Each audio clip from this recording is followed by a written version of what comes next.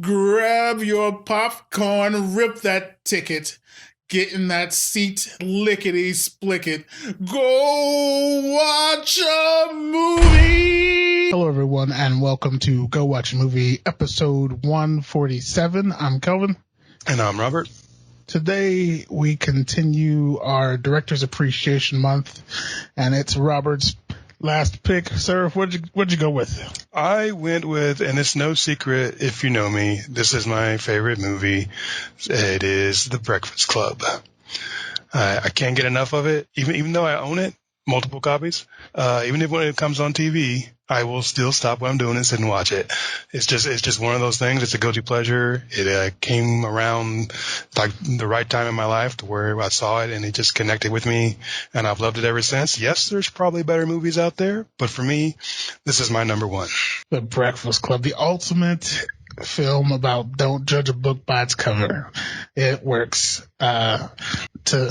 Before we get to that, there we go. That's the word I'm looking for. A little bit of entertainment news.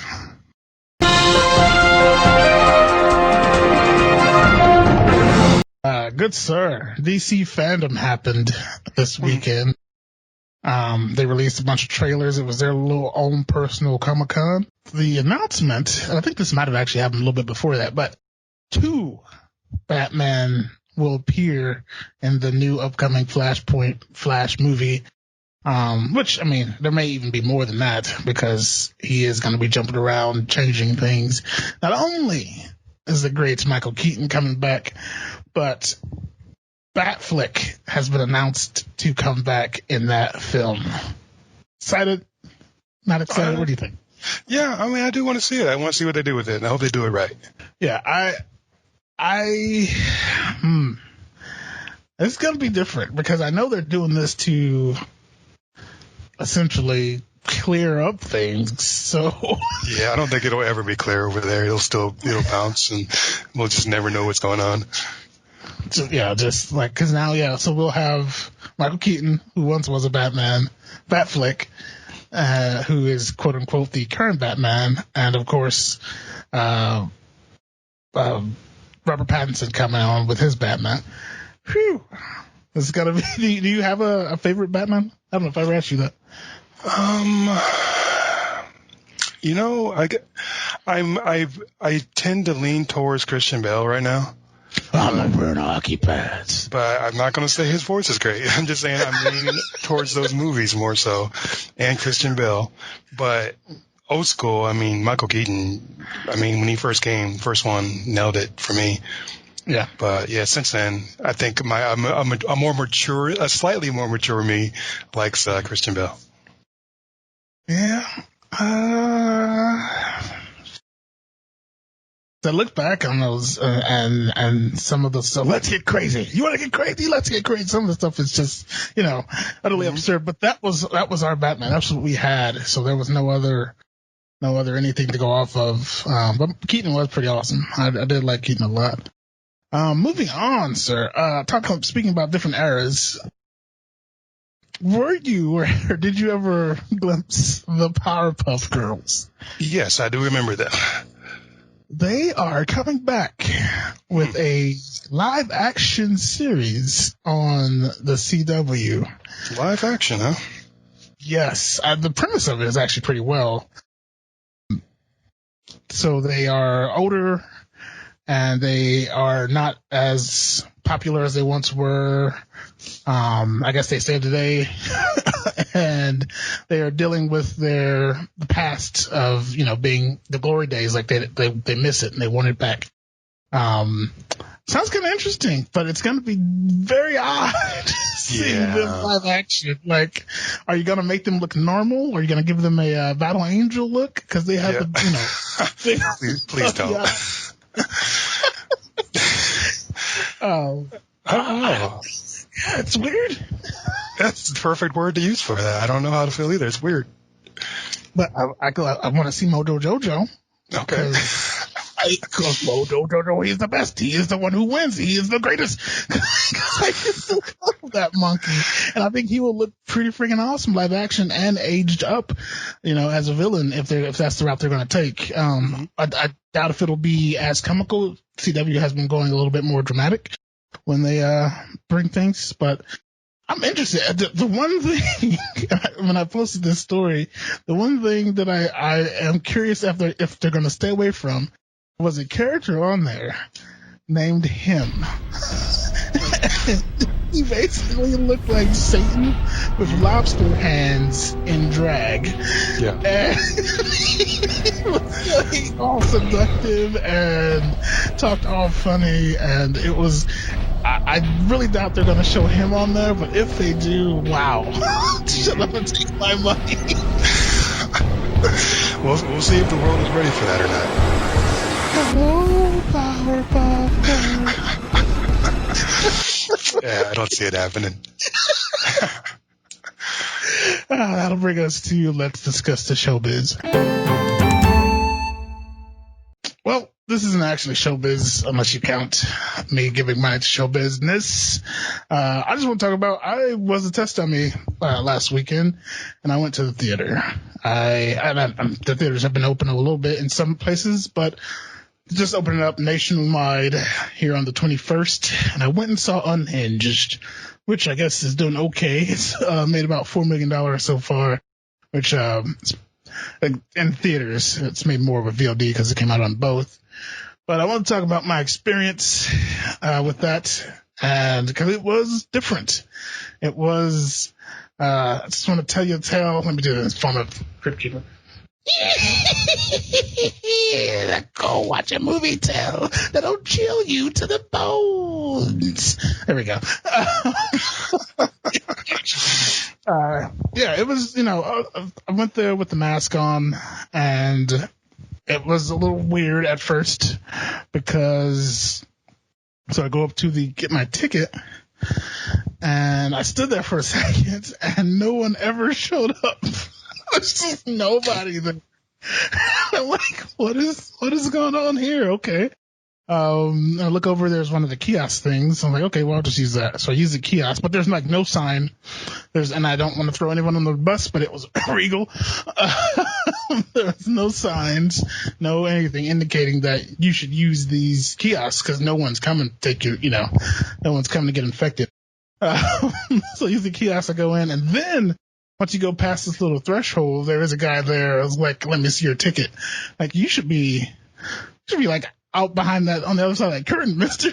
Like, you can see, but, and then you go up to the concessions. I normally, don't really do concessions, but I wanted to experience everything. And they were like, did you order on the app? I was like, shit, I actually meant to do that, but I didn't. And it was, I don't know, just a normal average thing. There was one chick who had her mask down under her nose, which I don't quite understand why people do that, but that was normal. But then you go in, and here's where everything's different, because you get into the theater, and there are rows and rows just sectioned off with police tape. Like there was a murder. Is this where that Joker guy came in and shot people? What's going on? But yeah, and I go to my seat, lo and behold, there was an old couple sitting there. I'm like, I think this is mine. You guys, where are you guys supposed to be? They're like, oh, we just said anywhere. I'm like, oh, okay. See, you guys are why this is going to not work. This is why this is going to spread. So, but, there were only like 15 people in there. So I went to the opposite side of the row. I just sat down, which became a problem again because that was somebody else's seat. So I explained to him, but yeah, he let me in. But yeah, other than that, and then halfway through, a guy just started coughing uncontrollably. Great. Luckily, he was 2 rows behind me, but he coughed like the rest of the movie. He started like midway through and did not stop until the end. I don't know if he choked on a piece of popcorn maybe, but I kind of had my mask off because I was eating, but I slowly put it back on, pushed my food to the side. But yeah, other than that, it was normal. And, even though I get some of these movies, I'm going to go ahead and just, for foreseeable future, risk it and go out there, because we got Bill and Ted and New Mutants coming this weekend to theaters and video on demand. So yeah, I'm gonna keep on trucking, because they're gonna need it here if they're gonna survive the theaters. Yes. But I just wanted to share that with everybody. But that'll bring us to trailers.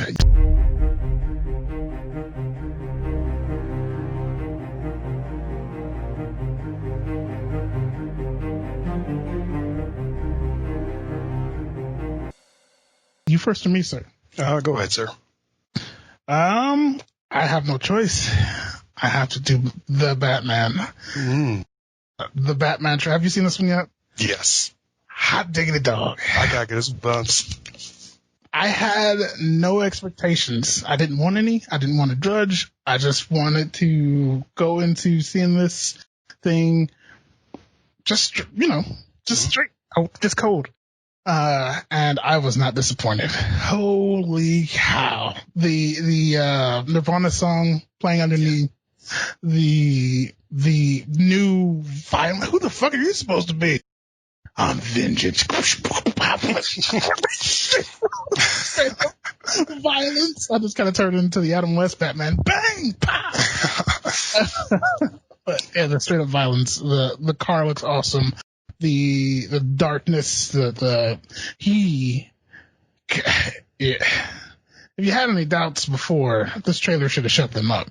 Cause good Lord, did he do, and just from this trailer, and which I will never watch another the Batman trailer, because I've seen enough. I don't need to see any more of this movie until I go see the movie. But wow, I was blown away. It comes to Catwoman, just, And this unrecognizable Colin Farrell as the Penguin. He doesn't even, you couldn't tell that's Colin Farrell at all. And then so it looks like we're going to have him and the Riddler in this movie, but hot dog, I'm excited. Yeah, I'm right there with you. I loved it. I watched it a couple times in a row because I was like, did I just see what I just saw? They did a really good job on this trailer to make it, they made it feel different than the other movies that we've seen. It feels like its own thing. It doesn't feel like it's piggybacking off of anything. It feels like its own thing. So I'm really excited for this one. I love the darker feel, and I love that they actually put the dark makeup around his eyes. Yes. Which was always a problem for me in other movies, because I'm like, he's got the mask on. Clearly you got some black makeup on around your eyes, dude, because I can't see your skin. You take the mask off and all of a sudden the makeup disappears. It's never there. Yeah. I'm like, what? But yeah, I'm glad they actually did that. It makes it look darker. It gives it this weird kind of almost grungy, gothic, nightmarish look to it. And it just makes it feel less like an Adam West Batman and more like some dark, crazy thing, which is what it's supposed to be. I liked it. And sorry, apparently this is going to be his second year that we'll be joining him in this particular movie. And the movie's not even done yet, and they gave us that trailer. So yeah, I'm excited. But this was going to be a good one. Sorry, I had to piggyback off yours because that was pretty awesome. So my trailer. First, I have to apologize to. I'm probably going to mispronounce her. Is it Miley or Mealy? Or Millie Brown, the girl who plays 11 in Stranger Things. Millie Brown, I think. Millie, it's Millie. I'm sorry if I mispronounced your name. Millie, I hated, I didn't hate. I'm using a strong word there. Godzilla was not a very good movie for me, even though it was sci-fi and it was Godzilla and I enjoyed watching it. I thought it could have been a lot better. And I thought one of the reasons why it wasn't good was because you were in it. And then I thought about it. Because I hate when they take the big star, they take this great big star who's really popular, kid actor, and they put him in everything. Mm-hmm. You know what I mean? I hate that, and I'm just thinking, you're going to just because it's going to ruin the film. Because all I'm going to see is 11 the entire time instead of seeing the character that you're supposed to play. Anywho, I don't think that after thinking about it, I don't think that was the reason why I disliked the movie as much. Not as much as it's not. I don't want to say again. I don't hate it. But man, I had expectations for it, and it just didn't meet my expectations. So I don't even remember what I said on the podcast when we talked about it. I probably said it was okay or something. Like when I really meant was I didn't like it, but I thought it was because of her. I want to apologize to her for that because I don't think it was her at all. Because I just watched another trailer with her in it and just knocked my socks off. She's going to play Enola Holmes, which is the sister of Sherlock Holmes. And I gotta tell you, I don't know if it's the accent, just hearing her maybe speak the way she's supposed to speak, because I think she's British. I don't know what it is, but it just knocked my socks off. And I didn't have that feeling that I did when I saw her in another, movie where I'm just like, oh, great, here comes, the girl from Stranger Things. She's going, they're going to use her to death just because of that in one show. I didn't get that feeling. I felt like this was her own thing. Maybe it's because she's a little bit older. I don't know. But it knocked my socks off. I watched it. I'm just like, I really want to watch this movie. And luckily it's coming to Netflix, so I won't have to go too far to see it. But anyway, yes. And I got to say, I'm not gay or anything, but that's one hunky Sherlock Holmes. That I don't think he's supposed to be that hunky. He's not supposed to be Superman looking. But Henry's Sherlock's supposed to be a drug addict, drug riddled. Yeah, depressed. He's a beast in this thing. So anywho, the trailer. Let's get to the trailer. After all that, it's basically about Sherlock Holmes's little sister being at home with mom, and that was her whole world. And then all of a sudden she wakes up and her mom's gone. So she has a decision to make. She's probably going to think, I'm going to get, Sherlock Holmes to find him. Or maybe I can go out there and do it myself because I'm a capable human being too. And I've been taught by, the mother of Sherlock Holmes. Maybe I've got some skills. And she goes out there to find her mom. Who knows if she finds her or not, but the adventures that are going to happen while she tries to find her are going to be a sight to behold. The trailer looks really good. It's got almost a Tim Burton-ish feel to it at the beginning, but then it gets a little bit brighter. but because Helen Von Carter plays the mom. Maybe. But it looks really good. I'm excited for this one, and I'm sorry that Miss Brown, if I disliked one of your other movies because you were in it, it wasn't because of you. It's because I'm stupid, and you are an amazing actress. Go get them. You know what I think it was. This trailer does look great. But what I think it was with that character and Godzilla. Like the feel of Godzilla had a similar tone to Stranger Things, so it did kind of feel like she was just someone adopted 11. Now she's got to deal with Godzilla.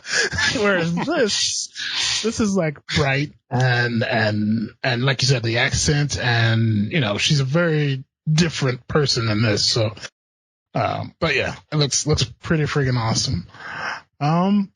That'll bring us to The Breakfast Club. WatchBot, if you would not mind. 5 high school students from different walks of life endure a Saturday detention under a power-hungry principal, Paul Gleason. The disparate group includes Rebel John, Judd Nelson, Princess Claire, Molly Ringwald, Outcast Allison Ali Sheedy, Brainy Brian Anthony Michael Hall, and Andrew, Emilio Estevez, the jock. Each has a chance to tell his or her story, making the others see them a little differently, and when the day ends, they question whether school will ever be the same. Thank you, WatchBot. Don't you forget about me. Don't you. Sorry. Such a catchy tune. Great song, and a great way to open this movie that will live probably 1,000 more generations until we stop watching stuff and our brains are put in jars. It just looks and feels amazing, and it has a point that hits home every time you watch it, and it's just this masterwork that deserves to be talked about at least twice a year. Put on the pedestal by somebody. What do you think of this one, sir? Obviously, I love it. It's my favorite movie. I love the opening. It's got this surreal opening where there's like a quote from David Bowie, and then glass breaks, and then you're in. No, I never remembered that. Like I as many times I've seen this movie, I was like, was that always there? Did that always there? Yep. And I think that's just a great way to enter this. You know, you're watching something out of the ordinary from that opening, because it doesn't happen again. It doesn't repeat. They don't use that same motif somewhere else. They use it that one time. Boom, you're in it. It shocks you into place, and you're like, okay, what am I about to watch? And you pay attention. And I think that's a great way to really make somebody watch, because it's just a talkie. This isn't some action packed. There's not machine guns and a whole lot of stuff going on, stuff we're talking. But I mean, it's one of the best talkies that I've seen, and I just love it. So, it's from start to finish. We get introduced to all these very different people, and he sets them up perfectly, because you automatically get the feel of all these people that you're supposed to get. Like it's like you would judge them like you were walking through these halls of the high school. So you walk down and you see the jock getting the speech from his dad, and you're instantly like, okay, well, I know that type, and then you get, like the prissy girl, then the guy who doesn't give a crap, and they all play their parts so well, and it fits so well. But it's like these people, as everyone actually is, as everyone actually is. There's more. There's more to each and every one of these characters, and the way we get to the core of all of them is just a blast and interesting, and it has you hooked. Did you have a standout of characters? A standout? Ooh, that's a tough one. I always lean towards Allison's character. I always felt like I was somewhere like a cross between Brian and Allison somewhere in high school. Like, I don't know which one. I was like somewhere in between there.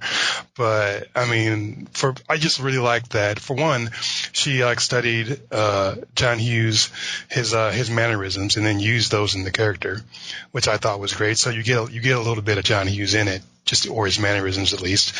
And I really, really liked how she was silent at first, yet still told a really huge story. I mean, it felt like you could really feel that character even though she wasn't talking a lot. And then when she finally did talk, it was just like, you still felt just the layers just pile on, and you're just like, this is a complete person. Yeah. So,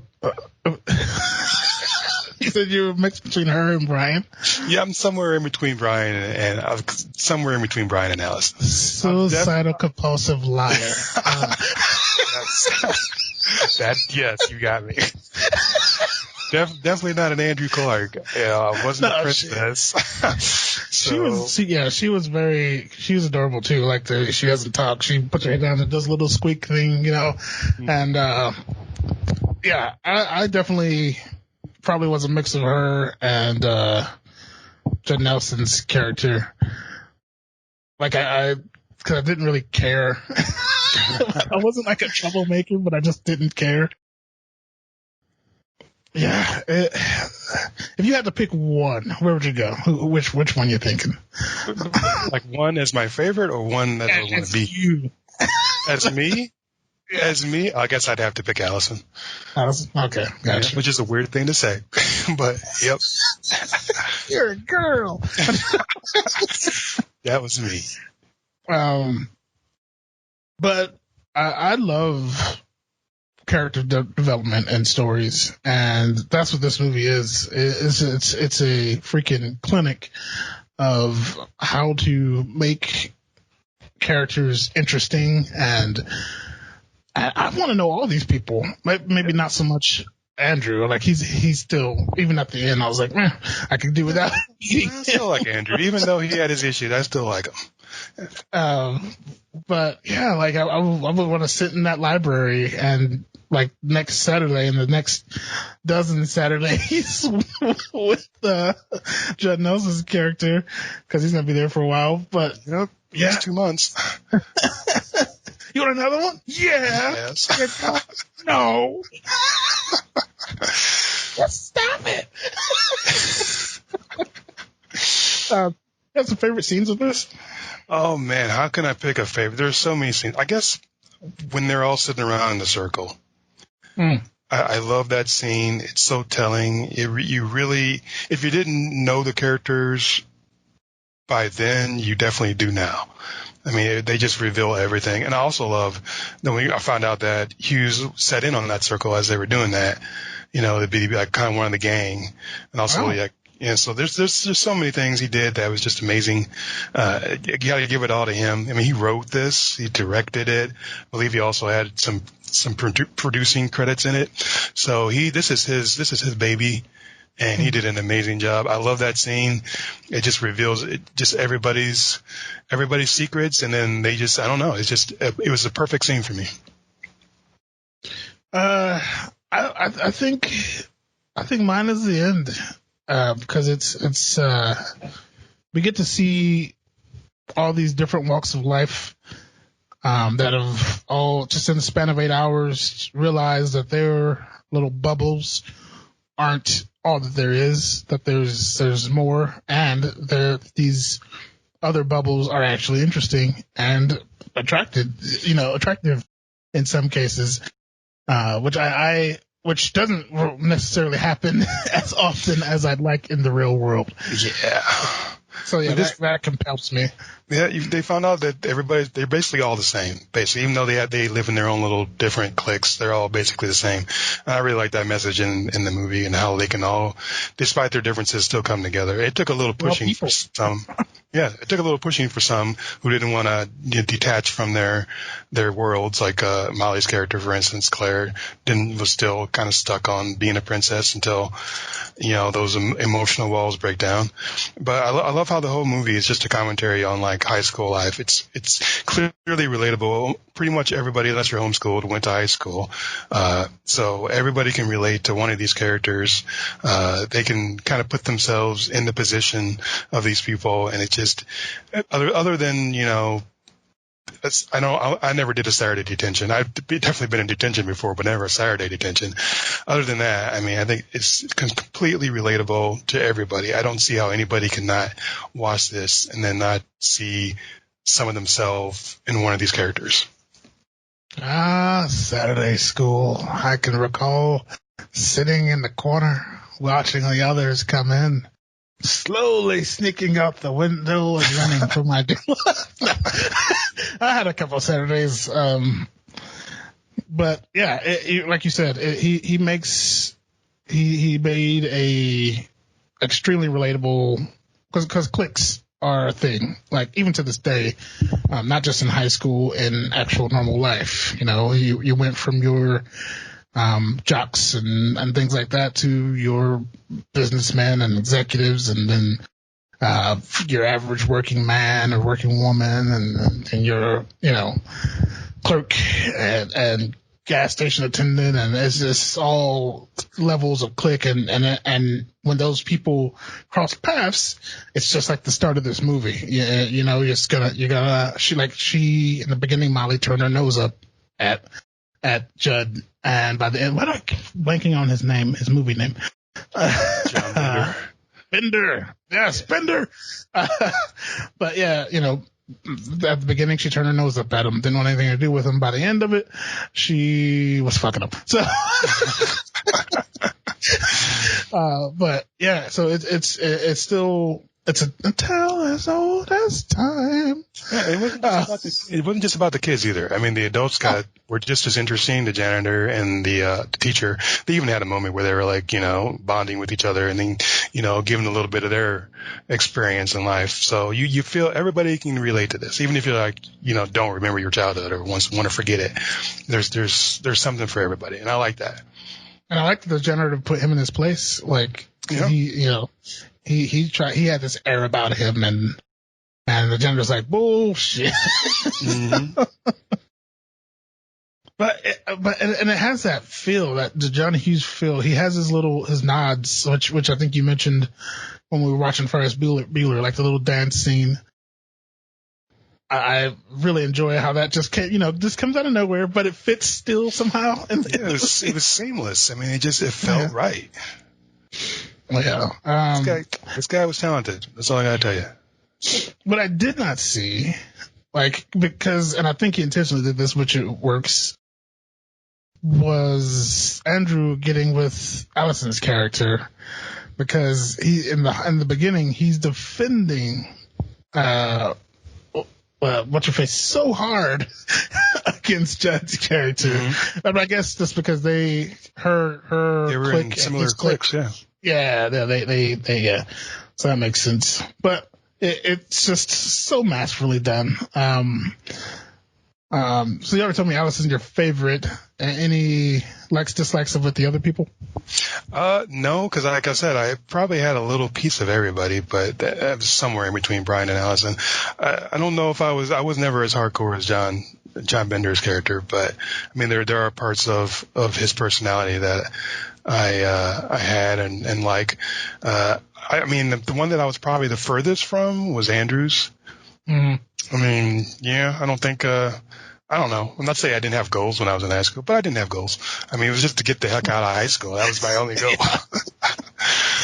Yeah, that's why I said I was never the jock type, and like, I never. How real do we want to get this podcast? But yeah, I mean, because he had issues with his dad, you know. But I've never taped anyone's butt cheeks together. I didn't even know that was a thing until I saw this movie. Same here. I haven't heard of it since. So I think this is an isolated incident. Thank God for that. He was just crazy. And what was in that weed to make him go as nuts as he did? Hey, everybody responds to that stuff differently, and he was a jock, so that's probably normal. You get to get pumped. He was like, "Holy crap!" Everyone else is all like Brian doing this crazy soul man voice. You know what I mean, brother? Chill. I like how the only one that didn't take part or get in. Holy crap! The only person that didn't get into the weed was Allison, which I thought was interesting. Like she was, I don't know, she's like that straight edge type, I guess. She honestly. Yeah, she got prissied up at the end, but I think she was honestly the only one that was pretty much true to herself the entire way. Like if that makes sense, because everyone else was kind of, I'm this and then I'm that, you know. But but she didn't really change, and even when she got all prissied up, she was still like, I guess waiting to. Well, I guess she never wanted to be judged, but then she was waiting patiently to be judged toward the end. So I don't know. It's just such interesting characters, such a freaking fantastically written, well done, well acted movie. There's not.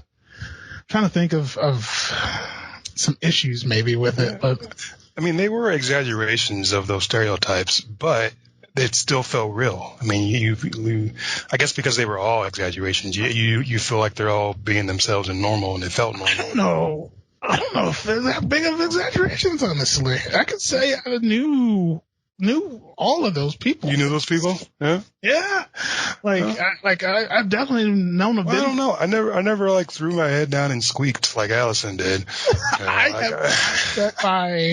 I sat by a girl in one of my classes who acted a lot like her, and I got made fun of because I didn't care who I hung out with because people were people.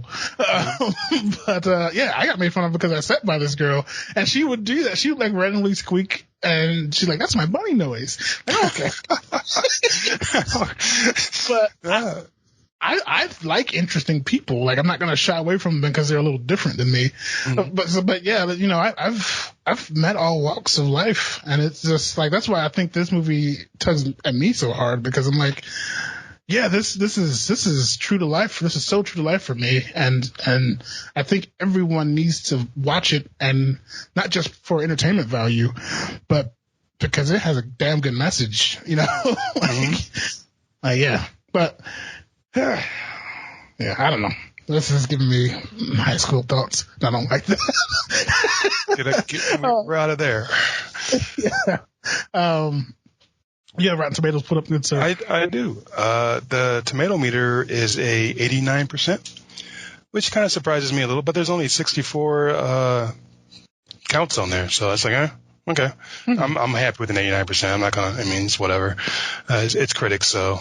But the audience score is a 92%, and it has about 500,000 ratings. So I'm pretty pleased with that the rest of the world kind of feels the way I do about this one. I think it's a great piece. I think it's timeless. I really feel like even now, even though it's as old as it is, it still rings true.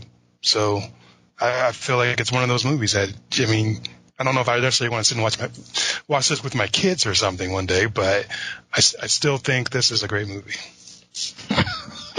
You don't want no razor punch little benders? No. Eat your food. No. You want to go to your room? Yeah. Yeah, don't want that. Yeah, it surprises me that only 64, this came out in 85, only 64 critics have watched. And 64 counts on there, that's it. For whatever reason, I don't know why. Interesting. Maybe Rotten Tomatoes just came on a little too late to want to run back and grab this one. Possibly. Yeah, for sure. Like this needs to be extremely talked about. I mean, because it's mirrored even in like Stranger Things and like you can see resemblances of this movie all over the place. So, any highlights before we close out this episode? No, I just think everybody should go watch this. It's sad that Hughes is gone. He's left us, but look what he left behind. Something that's just beautiful. And everybody can relate to. So I highly recommend this one. This was definitely a go watch for me. Yep. Even I don't know, even if you've never heard of John Hughes before, I feel like you've felt his influences throughout the years from other people who have loved him. So definitely go watch this one if you get a chance. I want to say, even if you haven't heard of him, I bet you watched one of his movies because everyone's seen Home Alone, I'm sure. But yeah, definitely go watch for me as well. But that's episode 147. Where you can find us at gowatchmovie.com, the one-stop shop for all things entertainment. The movies are there, or not the movies, the news stories are there, the trailers are there. Podcast is there, the YouTube show is there, but if you don't want to go to that website for whatever reason, we're also on all the socials, Twitter, Instagram, Facebook, TikTok, and YouTube, of course. The show's on there, and the trailers, I put up some of them on there as well. But that's 147. I'm Kelvin. And I'm Robert. Go watch a movie. Grab your popcorn, rip that ticket, get in that seat, lickety-split it. Go watch a movie!